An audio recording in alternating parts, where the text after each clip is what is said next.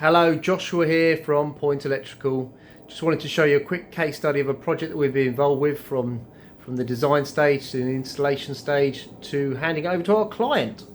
Our client here is off-grid, so they've got no connection to the grid via the DNO, so we've had to provide basically a power station for this facility to run, which consists of a diesel generator at the moment, battery storage, and later they're going to be adding quite a substantial solar PV array also, and you can add wind into that as well if you wanted to. We've got going on here is at the moment it's all sort of expandable. We've got about 40 kilowatt hours of battery power connected to a three-phase system, so we've got three inverters there doing our battery charging and our inverting from our DC current there to something which is usable for most applications requiring AC. We've got a changeover switch there, so if all things fail we can set over to generator only mode.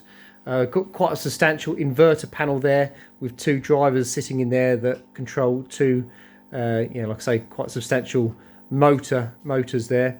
A little comms rack so we can get connectivity to the facility here, and we can also see remotely what's going on with this sort of power station.